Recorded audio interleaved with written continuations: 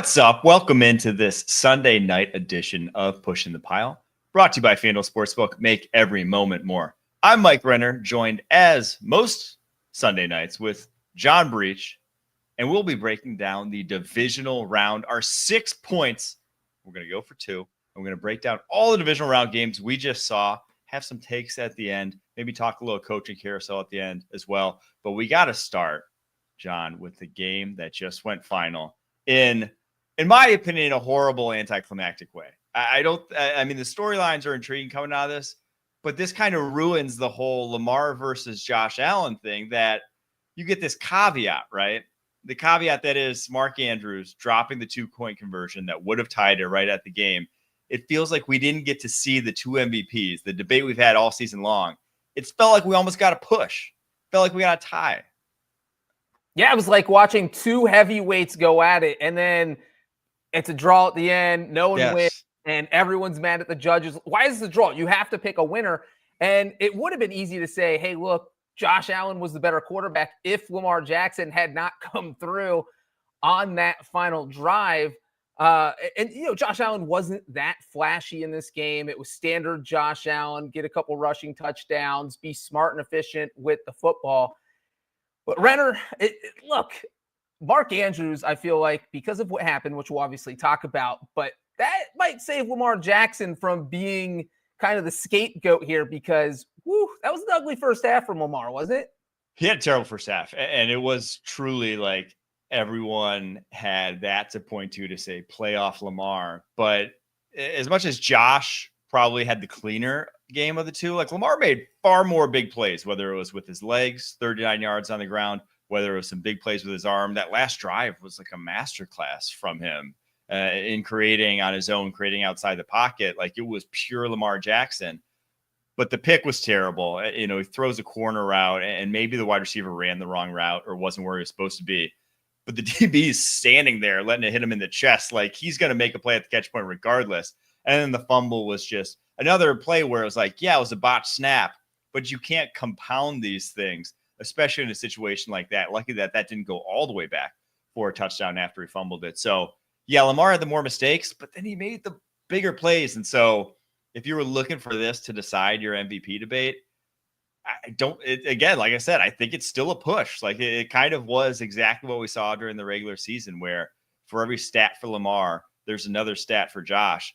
I think that's similar to how I feel how this game played out. I think for me, if this had been, obviously MVP voters have already voted because they had to vote at the end of the regular season. But if it was me personally judging based off this game, I probably go 50.1% toward Josh Allen and 49.9% Lamar Jackson. It really was because of those mistakes. Look, yeah. Lamar was magical in the second half, but he has this reputation of just totally melting down in the postseason. And we saw that in the first half. He has the interception and fumble, as you mentioned. This was the fourth time in 8 career playoff starts that he has had multiple turnovers. That is 50% of his playoff games, Renner. That is just an unheard of number if you are a quarterback who's trying to win a Super Bowl or just trying to win a playoff game. And you compare that to what he's done in the regular season, he's only had multiple turnovers in 14 out of 94 starts, 15% of the time. So it really, the dynamic and how he changes in the postseason, it's kind of mind-blowing. And then obviously the second half was not Lamar's fault at all. It was Mark Andrews, who had possibly the worst second half of any tight end in a playoff game in NFL history. I mean, I was joking with you before the show that Mark Andrews, I think about just retiring. I'm not sure I ever want to go back on a football field after what happened here. We saw the huge fumble where the Bills are driving down to possibly take the lead. It was 24-19 at that point. He had gotten them across midfield with a huge catch. He tries to make a small move to gain, 2 more yards? Lose the ball, fumble, and then obviously the final offensive play of the game for the Ravens was that 2-point conversions that Andrews just dropped. And that is really, it kind of epitomizes the Ravens' luck in the postseason, really for over the past 10 years. There's just always some weird thing, and they end up losing. Well, that's the thing. It's like they were the team that made the mistakes. They made big plays, but they made the mistakes, and it wasn't limited to Lamar, and it wasn't even limited to Mark Andrews. Derrick Henry drops a ball too that, it could have been a better throw, could have led him more, but they didn't give us a great angle on that, but it looked pretty much like he had the left sideline to streak down for 20 plus more yards after that. That one came in the first half. So if you're looking in the mirror and you're the Baltimore Ravens or you're pointing fingers, yeah, you can point to Mark Anderson. It's easy, but like your premier players on the offensive side of the ball, your biggest names, the guys who are the vets, the guys who should have been there, done that to show up in those moments, they did not show up, unfortunately for you. And so it's a tough pill to swallow when that happens, right? But it's unfortunately for Ravens and the Ravens fans, it was your star players that cost you the game. It was. Yeah, if you had told a Ravens fan that the Ravens were going to convert 70% of their third downs, put up over 400 yards, and somehow their defense was going to hold Buffalo under 275 yards, I think all of them would have assumed, are we winning by 2 touchdowns, 3 touchdowns? Please tell me how much we're winning by, because there's no way we're losing that game. And that really is the shocking thing, because it really feels like the Ravens outplayed them. I don't want to say they were the better team because the Bills won. And look, both of these teams were the Chiefs, Bills, and Ravens were the 3 best teams in the AFC all year. I think that's pretty much indisputable. So the fact that they were the last 3 standing makes all the sense in the world. And this doesn't take anything away from Buffalo, but man, Baltimore shot themselves in their little wing. That's what Ravens have. They don't, not the foot, right? Well, I think they have feet too, right? Okay. Birds. Claws. But they're like, it's hard to shoot. If you like a bullet hit a Raven's foot, I think the whole foot would come off. Right. So like you're not really shooting yourself in the foot. Talents. There we go. Thank you, Harry. I want to bring this up though, because on the broadcast, they kind of just glossed right over it. It was the play with 1:13 left at the end of the first half. It's I believe it was a 3rd down at the Bills at the Ravens 30. You get the deep pass down the left sideline to Keon Coleman and Tre'Davious White in coverage. They call DPI, defensive pass interference, basically sets up a touchdown right before the half to make score 21-10. And kind of like the Bills never look back from there. But every replay showed Tre'Davious White in very good position. Keon Coleman get 2 outstretched hands with Tre'Davious White really not grabbing him, really not affecting him. Romo says it was the correct call. They get Steratore in there to at least say that it shouldn't have been either way. I thought it should have been OPI. I mean, like, I'm looking at it like the offense, neither guy had established good position. It was very good coverage by Tre'Davious White staying over the top of it.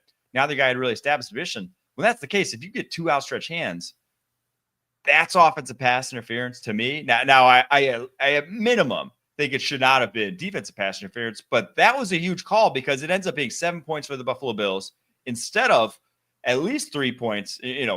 At worst, it would have been 3 points on the board because that was the 3rd down play.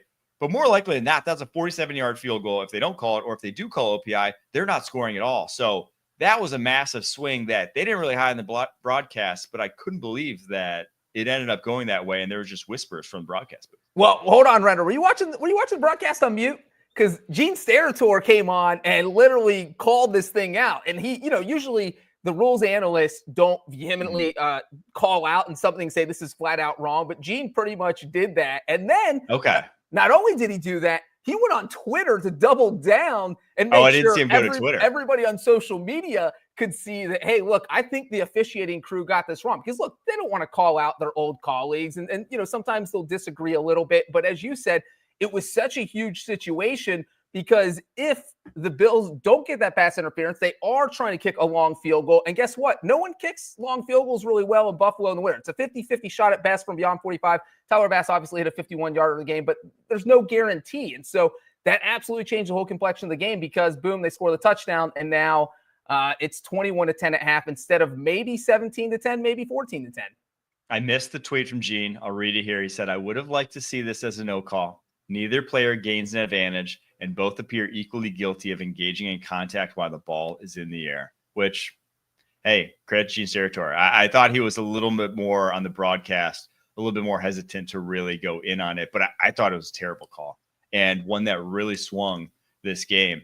Obviously, the Bills' direction going up that big of a lead, 11-point lead at halftime. What did you think, though, as our resident kicking expert here, about their usage of like Jay Feely as the kicking analyst? Like, he got maybe 8 words in on the broadcast. They give him like 5 seconds to try to give some kicking analysis. Hey, look, we're smart. We send Jay to all the games where kicking. I mean, obviously, you don't have an option this week because we have the one game. But Buffalo, cold weather, you need a guy like Jay Feely out there because he's going to watch warmups. He sees what their range is. He sees if you're kicking in weather that cold, a lot of time your range drops 5 or 7 yards. And so asking Jay Feely, hey, is this a makeable kick? And he can come out and say, well, Justin Tucker hit from 48 yards 5 out of 5 times in warmups. So even though he doesn't get to say a lot, I do usually feel like it's pretty good insight. And as a special teams guy, it's nice to have a special teams guy on to kind of explain to America what's going on. I think we could get more positions with some analysts. Do we, line analysts in there, like a DB analyst? We can get a few more positions getting their own specific analyst. We could have used a holder analyst in the Eagles-Rams game. Oh, yeah, Braden Mann. They kept talking about his ability to pluck those ones out of the air. Speaking of, let's just get to that Rams game, our second point here, where the Eagles win 28-22. I thought it was over. I'll just say it. I went to start making dinner after Saquon Barkley's long, 78-yarder to ice it out there. I thought at the end, all of a sudden the Rams offense turned on like that and made it a game at the end.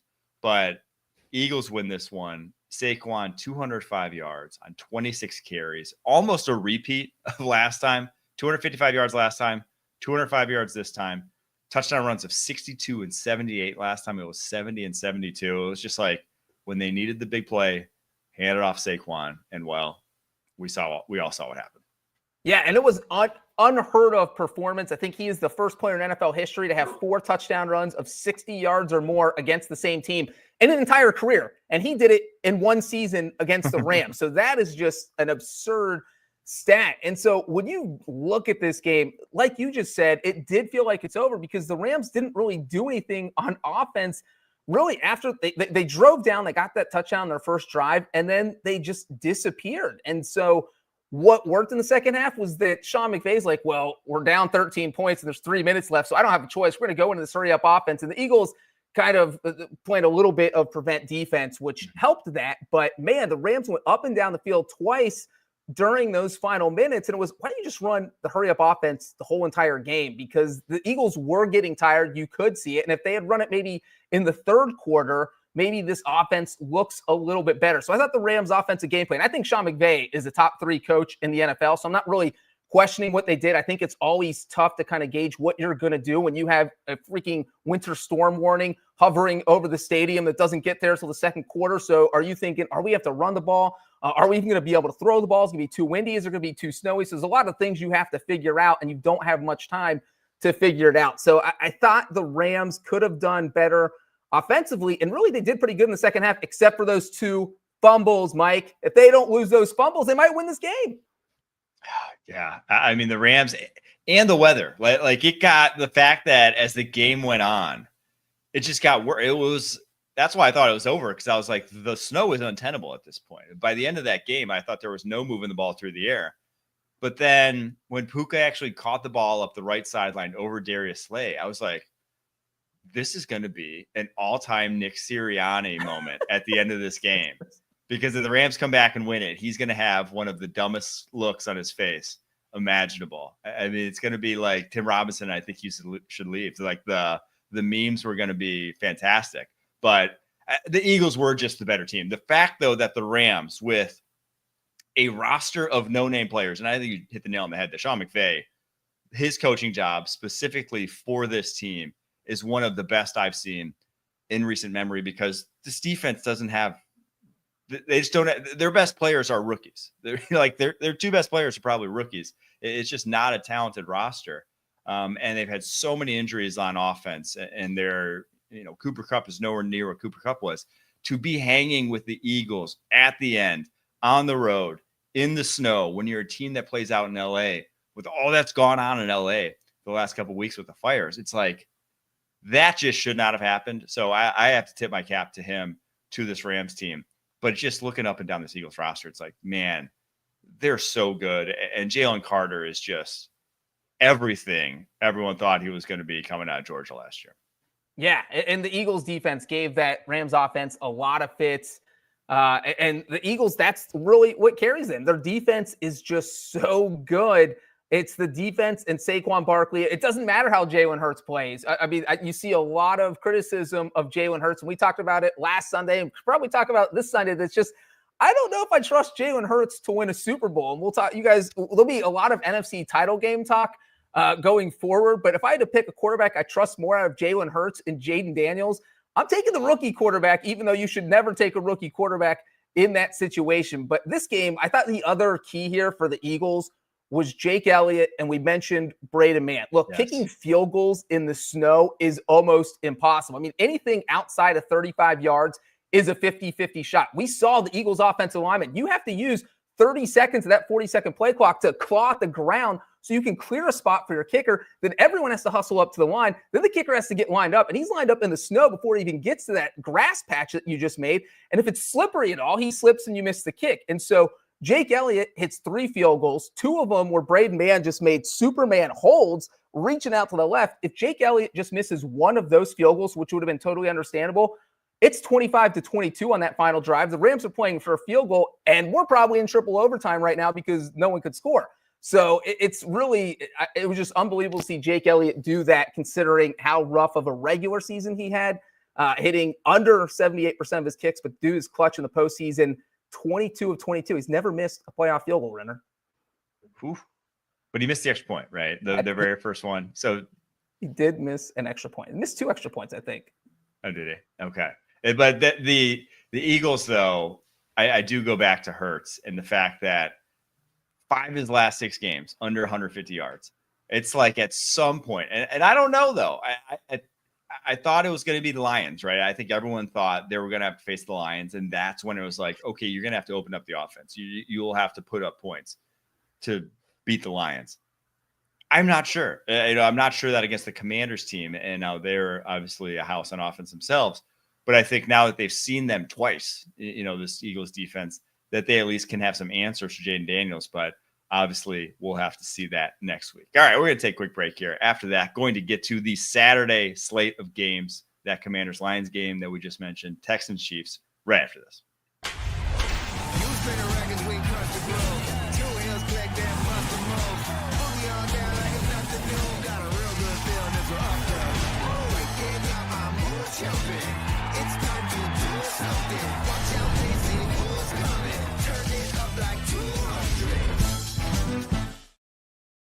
Now it's time for the Captain of the Week, brought to you by Captain Morgan, the official spice rum of the NFL. In honor of Super Bowl 59, Captain Morgan is spicing things up in a way you don't want to miss. Stay tuned for more info. Captain of the Divisional Round, Breech, it's none other than George Karlaftis, the defensive end for the Kansas City Chiefs. 3 sacks, 8 pressures. He was a man possessed, took over that Houston Texans offensive line whenever they needed him to do so, and in a big win for that Kansas City Chiefs team, where offense didn't do much for them all game, but the defense showed up when it mattered most in a 23-14 win. That was the Captain of the Week, brought to you by Captain Morgan, the official spice rum of the NFL. This Super Bowl 59, Captain Morgan is calling on crews across America to gear up for something big. If you love hurricanes, daiquiris, really any delicious rum cocktail, you'll want to follow the Captain and keep your eye on NOLA's most iconic street the week of the Super Bowl. Visit followthecaptain.com to begin your adventure. Commanders-Lions. The Commanders go on the road and win a 45-31 laugher. I mean, by the end of it, it was over. Midway through that fourth quarter, unfortunately, even though we all know the Lions can put points to the scoreboard, that team was buried. And it was, as Pete Prisco likes to say, they are who they are at the quarterback position. And unfortunately, Goff reverted back to the Goff that we've seen on too many occasions now in the playoffs. He had the 4th lowest PFF passing grade since he entered into a Lions uniform. 4 years with the Lions, his 4th lowest grade. It was a tough one. Yeah, look, I'm going to toot my own horn here because I picked the Commanders to win this game, and that was kind of look. This was the outright winner. This is the only divisional matchup that wasn't a rematch from the regular season. So when that happens, I kind of like to look at regular season games that could maybe play out like this game could. And so with the Lions, to me, it was when they played the Bills, where you kind of have you have a mobile quarterback who can run the offense well, and Detroit's defense was so bad. That's when they were just totally banged up, just like they were going to be in this game, and they could not do anything to stop them. And the Commanders' offense is probably just as good as Buffalo's offense. Allen's obviously a very much seen more and a more of a veteran. And then when I looked at the Commanders, I looked back to their week 4 game against the Bengals, where you have a very high-powered offense in the Bengals, but a bad defense. And so that is kind of what I envisioned happening in this game. And I didn't think Jared Goff was going to be this bad, but the Commanders' offense is just so good. And Dan Quinn, man, if I could vote for Coach of the Year right now, I might vote for Dan Quinn, because what he's done is just totally rewritten his coaching philosophy and decided, you know what? All the analytics say I should be going for it on 4th down. And he's got to feel way more comfortable than Dan Campbell does. Because, Renner, let me ask you this. If you're going for it on 4th down, would you have Jared Goff as your quarterback or Jaden Daniels as your quarterback? I'm going to take, the mobile guy who gives you 25 more options than Jared Goff, who you either hand it off if it's 4th and 1, but if it's 4th, 2, 3, 4th and 4, you have to trust him to make a throw, and you just don't know what's going to happen in pressure situations. As you mentioned, 4 turnovers in this game, and that was the backbreaker, the pick 6. It felt like that's when the game was over, and that's when the Lions players were, I mean, obviously, they scored again. They cut it down to 24-21, but it just kind of took the wind out of their sails where, oh, God, here's another Goff game. We saw it against Houston. And I'll just say, look, Sean McVay decided he couldn't win a Super Bowl with Jared Goff, and that's why he shipped him off to Detroit. And so that's where the Lions are. I think they're going to be at a crossroads where, can we win a Super Bowl with Jared Goff, especially with our offensive coordinator almost certainly leaving in the next week? Yeah, we're going to get into just basically the Lions, their future, their window a little bit later on in the show. But it's an interesting conversation because this team's going to be different, whether it's from a coaching staff perspective, whether it's from players on the roster perspective. But this one has to feel like, if you're a Lions fan, I love this, the 2011 Packers. That's such a similar feel to it, where it's just like, you were the best team in football. The Lions were fully healthy, the best team in football. I don't think there's a debate about that. They just were. If you had Aiden Hutchinson, who was playing at an all-pro level before he got hurt, if you had Lee McNeil, who was playing at a Pro Bowl level before he got hurt, if you had Carlton Davis, you had all these guys that were very, very good players still on this defense. I don't think it's even a game. I don't think it's even a debate. Like, I think they win going away. But just each injury with each single one, it felt like a buildup effect. And I'm not like Jane Daniels, amazing quarterback, amazing story. He had the cakewalk of an ask in that game. There were layups left and right against this Lions defense because they were so overmatched in that game. This wasn't even like an A+ performance from Jaden Daniels. He's had much, much better games this year. It was just throw it out to Terry McLaurin. He runs in a straight line for 59 yards. It's like, what are you doing here, Detroit? There were just so many blown gap assignments in the front 7, coverage assignments on the back end. It was just ugly, ugly defense. But that's just what you get when you have guys out there who were practice squatters at the beginning of the season, unfortunately. Yeah, and really with Jaden Daniels, even though there were a lot of, the Lions made it easy on him, but he still did have to convert several big plays. And I thought a couple of them came in the second half. And one comes to mind real quick. It was 31-28 in the fourth quarter, just under 14 minutes left. And the Commanders were facing a 4th and 2. And so if the Lions get a stop here, you're only down 3. You have the ball. You go down, you score, now you're the lead. And instead of getting the stop, it was the easy. Jaden Daniels just boots out to the right and gets the easiest 2. Like, if you're the defense coordinator, Aaron Glenn doing a great job all year, and granted he is missing a few people, but how are you not accounting for the quarterback who has already run for about 50 yards in the game, and he just sweeps out to the right and gets 2 yards? It wasn't even contested. And then, boom, the Commanders score a couple plays later. It's 38-28 after that, and felt like the game was over. But it really just watching the Lions defense play, it almost made you sad because, as you said, when they weren't at full strength, they felt like the best team in football. They weren't at full strength, but that's NFL. Everybody gets hurt. You have to figure out how to deal with those injuries. And Renner, it was an all-time collapse by the NFC North, just the second division in NFL history to go 0-3 in the playoffs, matching the AFC Central from 1982. Oh, that's it. Back that's when the they had the list. Central Division. Yeah, the division doesn't even exist anymore. Oh, yeah. I mean, the Packers won. Hey, everyone got hurt in that game. It happens. The Vikings are the one who should be embarrassed here. You got your ass kicked by the Rams. That's the one that they had no excuse for that. The Lions and Packers, you can forgive them for injury.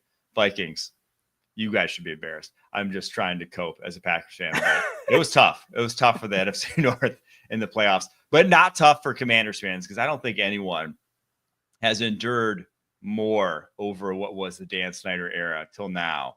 And not a lot of fan base is more deserving. 32 years now between conference championship game appearances ties the Cincinnati Bengals for the longest streak, or I guess the longest drought between two different championship game appearances. So good on them. And they now have the best quarterback in the NFC. I don't think there's anyone you're taking over him at this point in time. You're not taking Jalen Hurts over him. You're not taking Jordan Love over him. You're not taking Jared Goff over him. Like Jaden Daniels, if you're starting to franchise in the NFL with all the quarterbacks in the NFC, he's got to be the number one overall pick in that. Yeah, absolutely. And the thing is, you look at, because, and I'm going to bring this conversation to Brock Purdy real quick, because the 49ers have to figure out how much are we going to pay him. And that is kind of related because if Jaden Daniels is the best quarterback in the NFL, you're the Commanders are at such an advantage right now because you have at least 2 more years of him playing on his rookie contract. And these high-priced contracts aren't paying out right now. Renner, the top 3 highest-paid quarterbacks in the playoffs, Jared Goff, Jordan Love, and Justin Herbert went 0-3 and combined to throw 10 interceptions. That is $160 million worth of quarterback there. And they crashed and burned. So the fact, not only do you have the best quarterback in the NFC if you're the Commanders, but the fact he's on a cheap contract is the ultimate advantage. And this team could be a Super Bowl contender till Jaden Daniels retires in 2040. Yeah, I mean, from a roster perspective, they're only going to get more talented. Now, they may lose Cliff Kingsbury, and we'll see how much that affects it. But I don't foresee Jaden Daniels being a product of Cliff Kingsbury. Obviously, he's tailored that offense very well to Jaden Daniels' game, but I think there are a lot of offense coordinators that can work with Jaden Daniels' skill set. That's what it's like when you have a special skill set at the quarterback position. All right, let's get to our 4th point of our 6 points. Texans Chiefs. Texans lose 14-23, but all anyone wanted to talk about after the game was the 2 calls on Mahomes, the flop from Mahomes. What was your take here? Because I thought it was overblown personally. Yeah. But these things happen, and they were ticky-tacky calls. They were.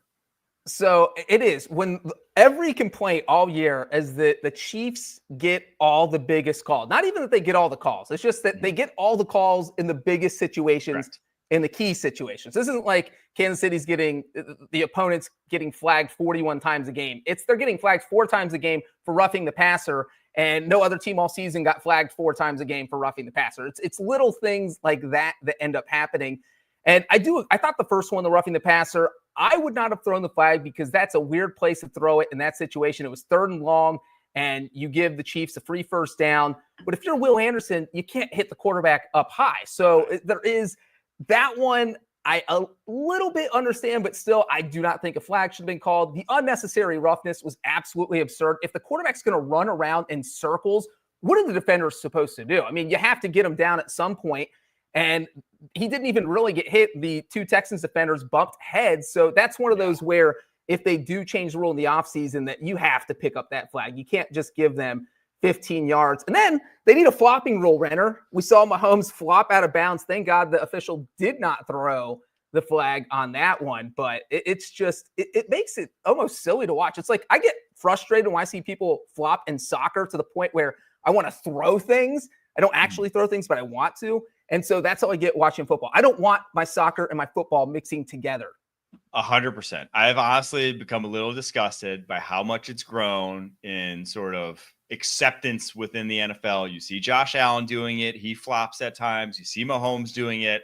It's if the biggest names are doing it, it's going to have a trickle-down effect. We're going to get lesser quarterbacks start to flop. We're going to get defensive guys start to flop. And that is a slippery slope to soccer. Just like you said there, we got to nip it in the bud. And I don't think it's flags because I think you almost need someone to be able to analyze the video, rewatch it. I think you hit him where it hurts, pocketbook. Big fines for flopping because you can control it. Everyone knows a flop when they see it. Everyone knows Mahomes took a dive on the sideline there. Luckily, the refs agreed in real time and didn't flag it, but I think there should be penalty, like some sort of repercussions for it, because if there is no downside to flopping, you will just get it again and again and again, like we're talking about in the sport of soccer. So yeah, something needs to happen with that. But how about like a 50 grand fine? What are we talking? Something huge? Yeah, to I totally think at deter least. it? Yeah, I think a pretty hefty. I floated out 6 figures. I said 100K. Ooh. You get a 100K fine for a flop, you will nip it in the bud right there. No one's gonna risk 100K for maybe a 15-yard penalty. I don't care how much money you got. It ain't worth it that much. And certainly not a rookie or somebody who's only making $40,000 a game and just lost 2.5 game checks because he flopped. Flopping will eliminate overnight, and that's how it should be in the NFL or just any sport in general. Let's be honest. Even if we keep making these caveats for soccer needs to implement something themselves. But for me, for my money, this game was lost by the Houston Texans with, one, their offensive line, but two, in the battle between Bobby Slowick and Steve Spagnuolo.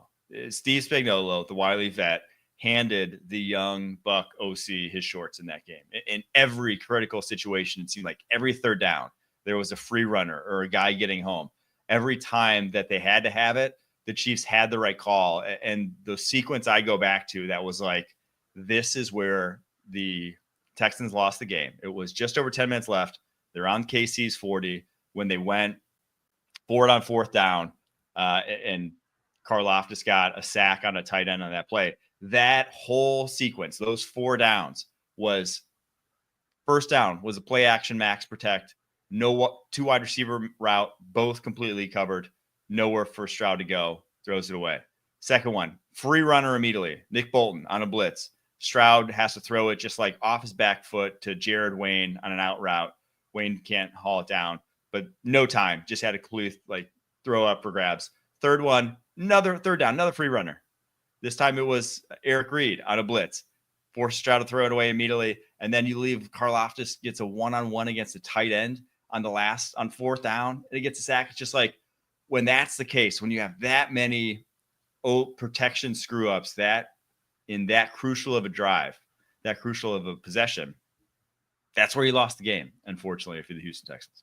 This game kind of blew my mind because the Texans only punted twice. They moved the ball up and down the field. They outgained the Chiefs by over 100 yards. I think the stat was the Chiefs were the first playoff team ever to get outgained by 100 yards, not force a turnover, and win. Teams were 0-49 in the postseason before that. And this really felt like a winnable game for the Texans until kind of the whole scenario you mentioned where it was just over. And I thought for me, there were 2 keys in the first half that really put Houston in, because the Chiefs were rusty. No, we could sit here and talk about the Chiefs, but everybody knows the Chiefs. Patrick Mahomes is Patrick Mahomes. Travis Kelce turned into Superman like he always does in the playoffs. But for me, the opening drive for Houston, they get the ball, they drive straight down into scoring territory. They have a 3rd and 10 at Kansas City's 14. CJ Stroud decides he wants to scramble and stay in bounds to gain 2 yards on 3rd and 10. This is 3rd and 2 or 3rd and 3 where you're diving for an extra yard. That's fine. And that is the play where his ankle got messed up the first time, or his knee, and then he was just kind of hobbled the whole game. He could have run out of bounds a yard or 2 earlier and not taken that hit, and it wouldn't have mattered because it was the difference between a 30-yard field goal and a 32-yard field goal. So, you're a quarterback. It's the playoffs. Don't take that hit on that play. I get it. If you're going for the first down and you're right there and you want to win, you need to get that. That's one thing. Going for a 2nd yard on 3rd and 10 makes 0 sense. So you can't be hobbled when you're rushing, when George Karlaftis is trying to kill you. And then the other bad decision that I thought the Chiefs made was before the game, you're getting all these videos of the win and what the kickers are doing before in pregame and how they're looking. Kind of we talk about, this is what Jay Feely would have been on the scene updating us with this. And it was pretty clear that no one was going to make a field goal beyond 50 yards. I even tweeted out before the game, I would be shocked if anyone tried a 50-plus yard field goal because they don't seem makeable right now. So what do the Texans do? They send Kaimi Fairbairn out to attempt a 55-yarder. 55. So 55 yards. And we all saw the kick. It missed. He almost kicked it out of the stadium to the right. He almost missed it by 55 yards. That play was 4th and 8 from the Chiefs' 37. I am Mr. Pro field goal. I always take the points because I love field goals usually. But in this situation, I think you either go for it or punt because it was 6-3 at that point. You go for it. whatever. It's 4th and 8. You don't get it. They get it at their own 37. You punt. Maybe you pin them inside the 5. You go in the halftime down 6-3. That's a moral victory. That's great. Instead, missed field goal. Chiefs take over at the 45 because you get it from where the holder spotted.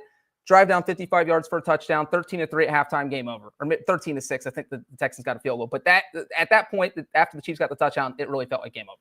Yeah, I think if the Commanders have shown us anything this year, it's that the 4th down decision sort of debate is dead. It's like if you're not able to have plans for 4th downs like that and leaving yourself either terrible field goal attempts or punting for short yardage, it's like you need to have better plans on 4th downs. There's such high leverage plays, and that making those, going in as underdogs, you need a few of those a game to come out as winners. And the Houston Texans, obviously, I think botched that whole situation. So they really only have themselves to blame for that one. I'll also say this, because I'm the draft guy and I always look at draft conversations. But the Texans took Blake Fisher, the right tackle who ended up having to start in that game, rookie right tackle. They took him 3 picks ahead of Roger Rosengarten. Blake Fisher allowed 7 pressures in that game. He allowed most of the sacks to George Karlaftis that he had 2 of them. And Roger Rosengarten only allowed 2 pressures. Roger Rosengarten played about twice as many snaps this year as Blake Fisher, and they had almost identical pressures for the season.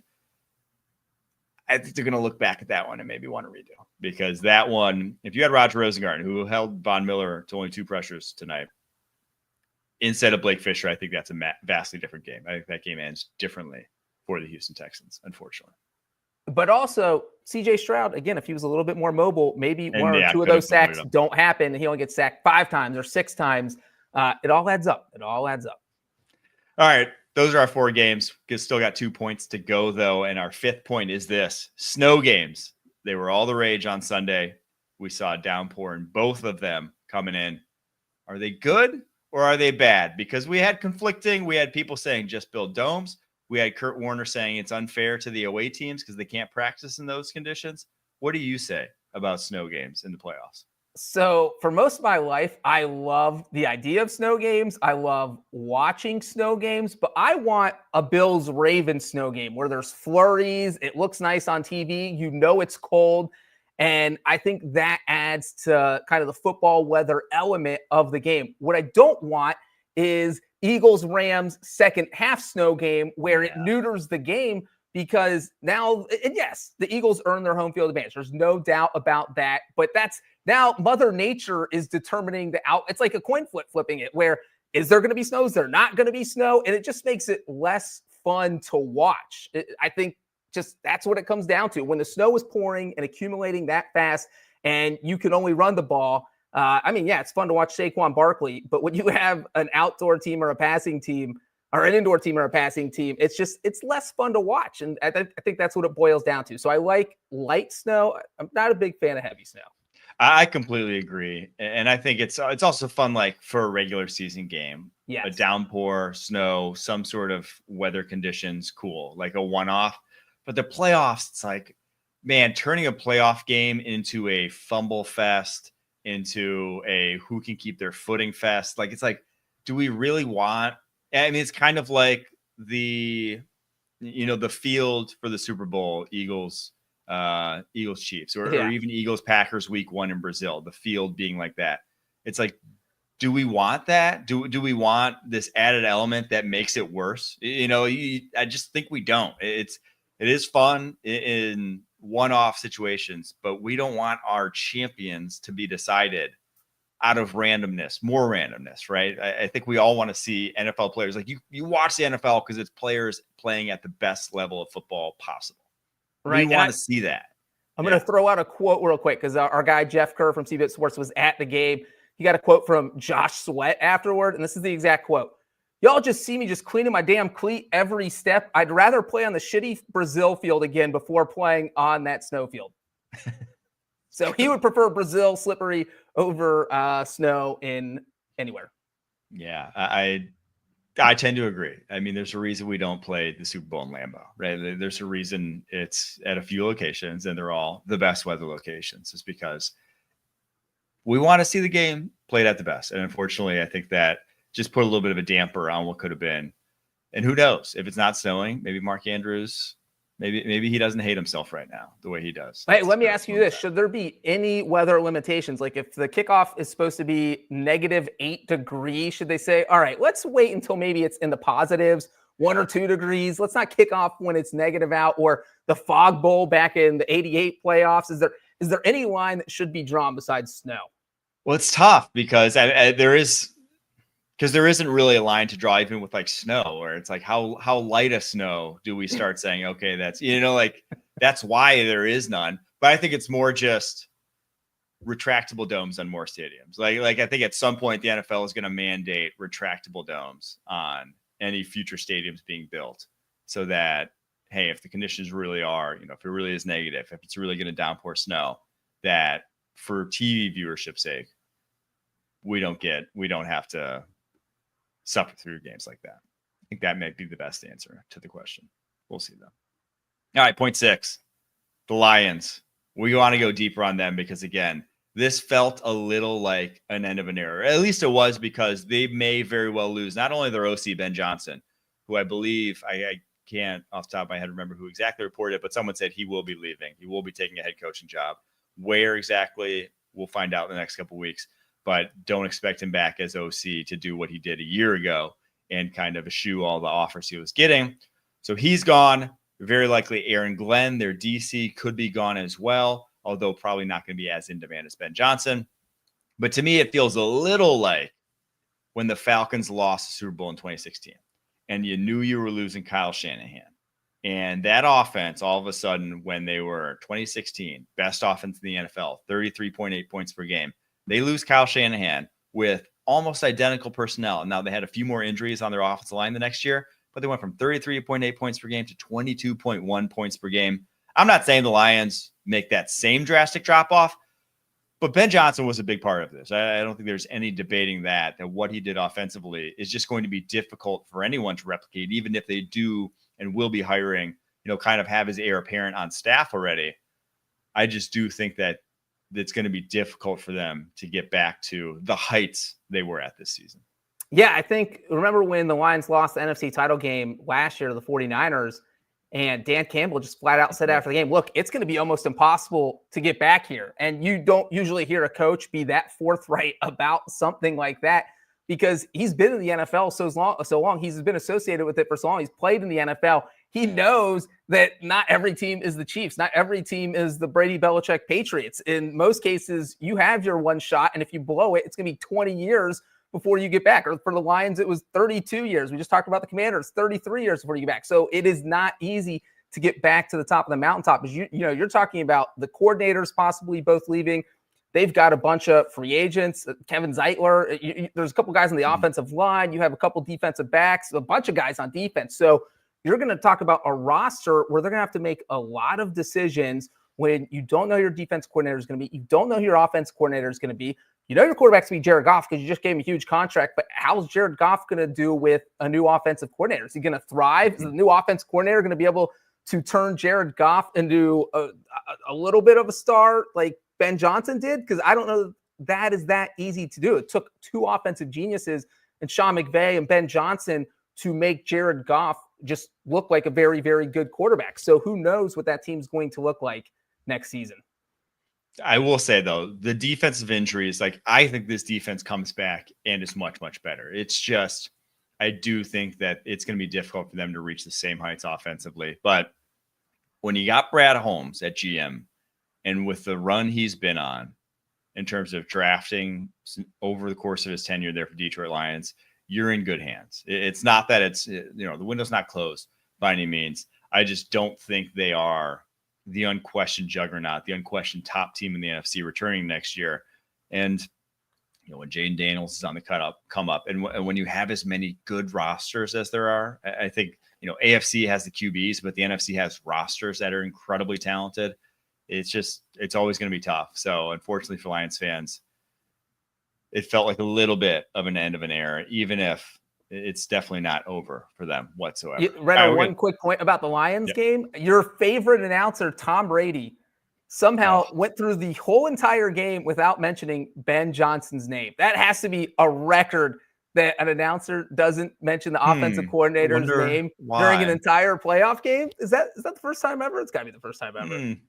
Yeah, and especially when it's like the best offensive coordinator in the NFL this year. The hottest coaching candidate. Yeah, which would, hey, if you're looking for conspiracies about him going to the Las Vegas Raiders, that's probably about as good a one as you'll find. All right, we'll take a quick break. After that, we're going to go for two with our parting shots on the divisional round of the NFL playoffs right after this. Welcome to JJ's. I'll have a... Wait, there's no way I can get a burger? No chance. But you can have the NFL on CBS streams live on Paramount+. Oh, hang on. There's a toy. All right, we're going to go for two. Breech, what is your parting shot from this divisional round of playoffs? Renner, I think we're actually going for one. I'm going to let you go first. I think our take is pretty similar, and mine's mine branches off of yours. Perfect. I'll go. Penalties.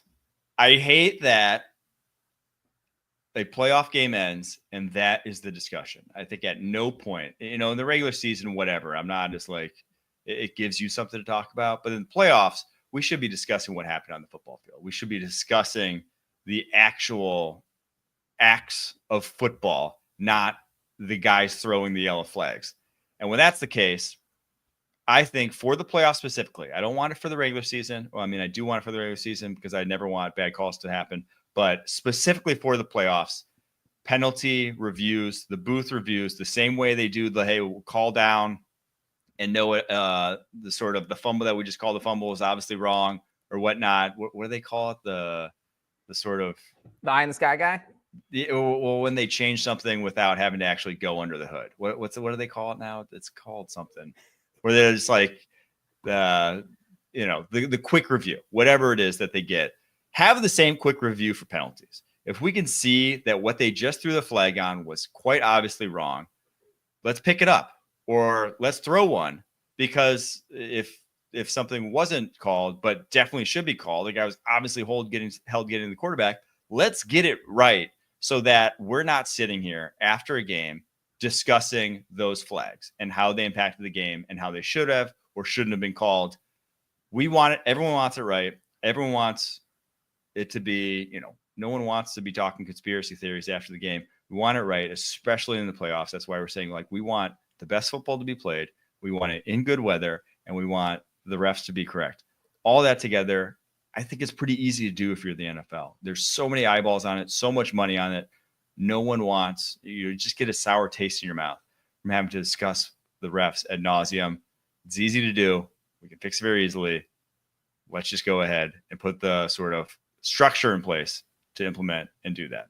So that's my parting shot. The words we were looking for, Renner: expedited review. Expedited review. There you go.